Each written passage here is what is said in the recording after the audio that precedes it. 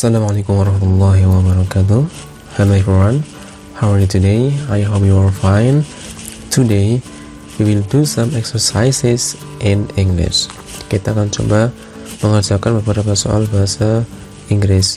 Ini sangat cocok untuk PTS atau penilaian tengah semester dan juga penilaian akhir semester atau PAS atau UAS ya, dan ulangan harian.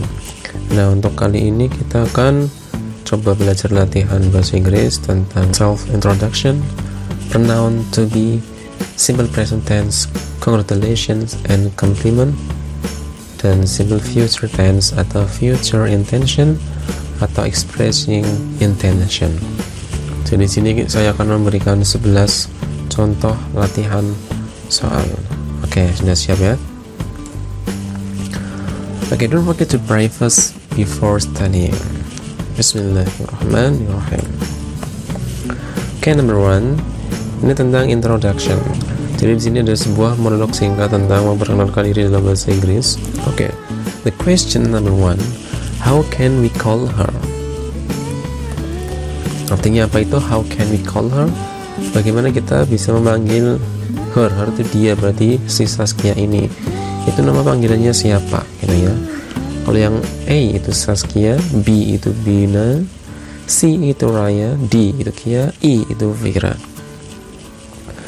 Oke. The best answer is D, Kia. Kenapa? Ya, jawabannya adalah D pembahasannya. Di sini maksud pertanyaannya adalah bagaimana kita memanggil dia, atau di sini adalah Saskia, atau siapa nama panggilannya. Di situ tertulis my nickname is Kia, yang artinya adalah nama panggilan saya adalah Kia. Maka jawabannya adalah D ini ya. My nickname is Kia, nama panggilan saya adalah Kia.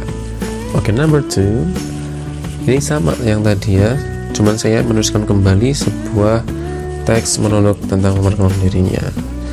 Dalam sebuah soal biasanya hanya satu saja, nah lainnya langsung pertanyaan. Oke, jadi kita tidak perlu membahas lagi karena tadi sudah membaca. Oke, langsung aja ke pertanyaannya. Number 2. How many people are there in Kia's family? How many people, berapa orang di Kia's family, keluarga Kia? Oke, what is your answer? And the best answer is D, 6. Oke, pembahasannya. Maksud pertanyaannya adalah ada berapa orang di keluarganya Kia. Di situ tertulis I have one brother, ini ya, I have one brother and 2 sisters. My father works as driver and my mother's wife.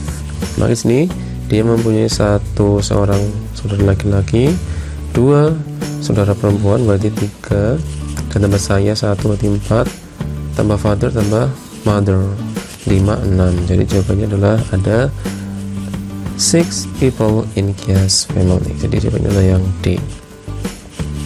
Ini ya, jadi pertanyaannya itu tidak langsung to the point, jadi kita harus menganalisis terlebih dahulu soalnya, atau ini seperti jawaban yang tidak tertulis gitu. Oke, number 3. Ini masih yang sama, teks yang sama, perkenalan yang sama, tinggal beda soal saja. Number 3. How old is Kia? Berapa umurnya Kia? Okay, A, B, C, D. What is your answer? And the best answer is A. She is 22 years old. Okay, where we can find this? Pembahasannya. Maksud pertanyaan adalah berapa umur Kia. Di situ tertulis I am 22 years old, yang artinya adalah saya berumur 22 tahun. Or 22. Okay, kita akan cari I am 22 years old. Ini juga pertanyaannya tidak tutup poin ya, jadi kita harus menganalisis terlebih dahulu dengan cara membacanya. Number 3. Number 4. Ini sudah beda konteks. Tadi sudah memperkenalkan diri. Nah, sini kita masuk ke pronoun. Bina bertanya, whose books are that? Itu bukunya siapa? Husan menjawab, that are bla bla bla book. Itu titik buku. Nah, kira-kira penggunaan pronoun atau kata ganti yang benar itu apa? Oke ya, silakan diperhatikan. karena ada beberapa jenis kata ganti. Silakan bisa lihat di video-video sebelumnya. Oke, the best answer is A, B, C, or D. E, yaitu there. Whose books are that? Bukunya siapa itu? That are their book. Itu buku mereka. Penjelasannya. Nah, di situ Bina bertanya, buku siapa itu? Husain menjawab, itu buku titik-titik. Nah, di situ menunjukkan suatu kepemilikan buku. Maka di sini kita menggunakan pronoun atau kata ganti there yang merupakan sebuah possessive, gitu ya, kepemilikan. Karena di situ diikuti oleh bendanya langsung yaitu book, maka di sini kita menggunakan yang there, gitu ya. Number 5. Ini juga, ini beda. Ini sudah masuk ke simple present tense. What does your sister usually do every Saturday night? Ini bukan bertanya. What does your sister usually do?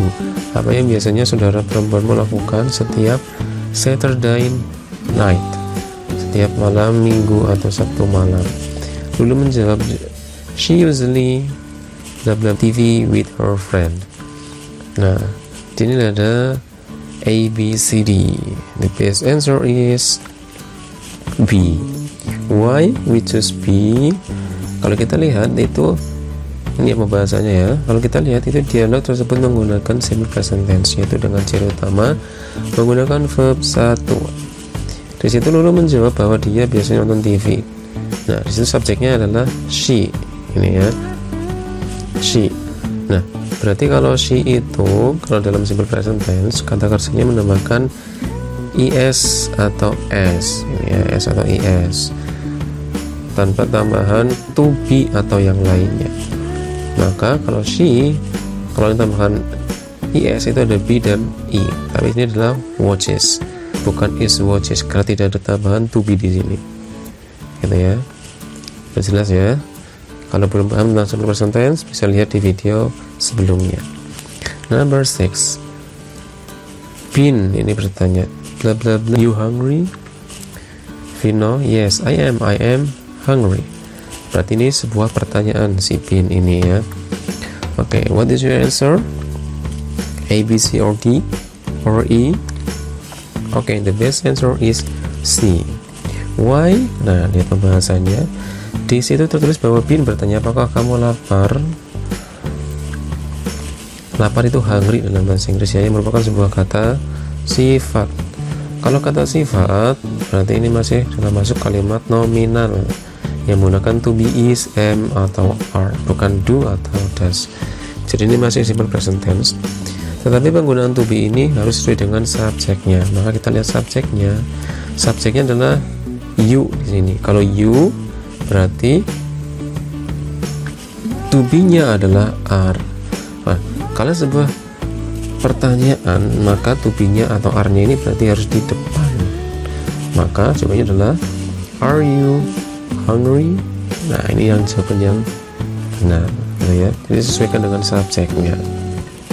Dan perhatikan juga apakah itu nominal atau kalimat verbal. Number 7. Di sini ada Nafi dan dia. Nafi memberikan sebuah kalimat, you got the best score in English test. Dia menjawab, thank you very much. Nah, Nafi ini bilang seperti itu, dan dia menjawab, thank you, berarti terima kasih. What is your best answer? The best answer is B. Congratulations. Kenapa? Nafi mengucapkan sesuatu kepada Dian karena Dian memperoleh nilai terbaik bahasa Inggris. Lalu Dian mengucapkan terima kasih. Maka ungkapan yang tepat yang disebutkan oleh Nafi adalah sebuah ungkapan atau ucapan sebuah selamat atau pujian atas keberhasilan Dian.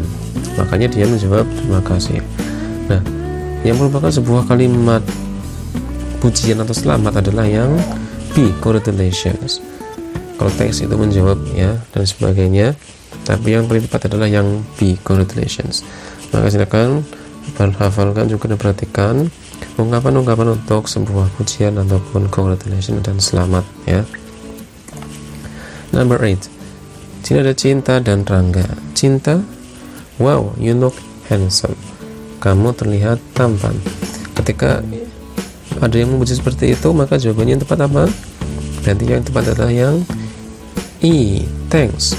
Dipuji atau diberi komplimen, itu biasanya kita menjawab thanks atau thank you. Yang penting itu mengungkapkan suatu apresiasi, terima kasih ya. Why? Karena situ tadi ya, karena si Cinta itu memuji Rangga ganteng, maka responnya ketika dipuji maka terima kasih. Oke, the best answer is E. Number 9, ini ada Winnie dan Who. What will you do in school tomorrow? Who I blah blah blah a book in library. Ini udah ada jawabannya. Ini adalah sebuah materi future tense atau future intention atau expressing intention, niat melakukan sesuatu di masa depan. Nah, ini ciri-ciri menggunakan will, be going to maupun would like to do. Nah, di sini kalau kita melihat jawabannya adalah yang oke, teman-teman bisa jawab apa? Oke, the best answer is C, will borrow. Kenapa? Di situ ini menanyakan rencana Huhu ketika di sekolah besok apa yang akan dilakukan. Tadi dia makanya merupakan sebuah asking for future intention atau menanyakan rencana di masa depan. Maka Huhu pun menjawab dengan rencana masa depannya yang bisa kita lihat menggunakan kata will yang artinya akan. Kalau ada kata will maka harus diikuti oleh verb 1 tanpa s atau is, tanpa ed atau verb 2 itu ya, atau tanpa ing atau tanpa to be. Nah, kalau lihat A, B, C, D, E, yang will plus verb 1 itu hanya yang C, yaitu will borrow. Walaupun yang A itu verb 1 tapi itu ada S nya, maka nggak boleh gitu ya. B borrowing juga nggak boleh, D borrow juga nggak boleh. Kalau yang I ada M will, berarti itu salah ya, nggak perlu pakai to be.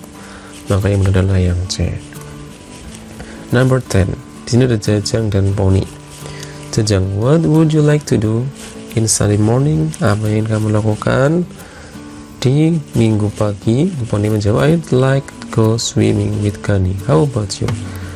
Saya akan pergi berenang dengan Gani. Kalau kamu? Jajang menjawab, I'm going to make a kite. Saya akan membuat sebuah layang-layang. Poni, great, wow, keren. We can fly it together in the afternoon. Kita bisa menerbangkannya bersama-sama nanti siang gitu ya. Nah, kita harus bisa mengetahui percakapan tersebut. Number 10. From the dialogue above we know that, dari percakapan di atas kita tahu bahwa, jadi kita lebih ke menyimpulkan ini ya, memahami isi dari sebuah percakapan. Oke, A, B, C, D silakan dibaca. What is the best answer? A, karena Poni will go swimming with Gani ya. Poni akan pergi berenang bersama Gani itu di percakapan kedua, baris kedua. Kalau B, C, D, E itu kurang tepat. Nah, kurang tepatnya kenapa? Karena tidak sesuai dengan isi di situ gitu ya. Pembahasannya. Nah, ini ya, silakan baca dan pahami isi dialog di atas karena di sini kita harus memahami isinya.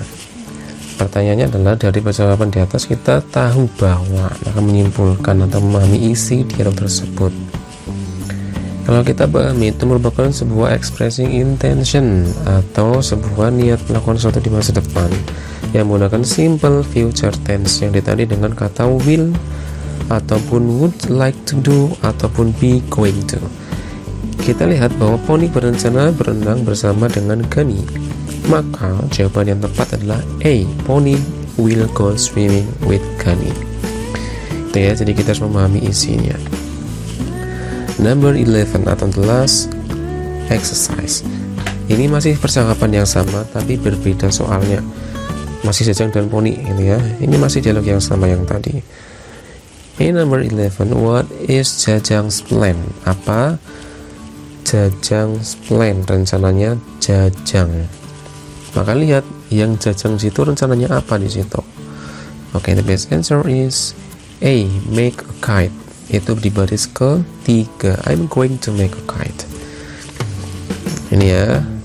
Jadi masih sama bahasanya.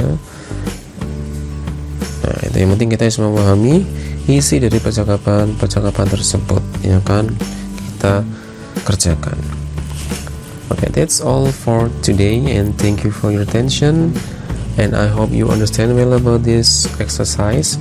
Yang penting teman-teman di sini adalah memahami jenis penggunaannya, jenis kalimatnya, tensesnya juga, to be, pronoun kata ganti, dan lain gitu ya. Yang penting materi yang di depan tadi itu silakan dipelajari semua agar teman-teman bisa mengerjakan minimal 90% dari soal yang tertera. Oke, see you in the next video, and assalamualaikum warahmatullahi wabarakatuh.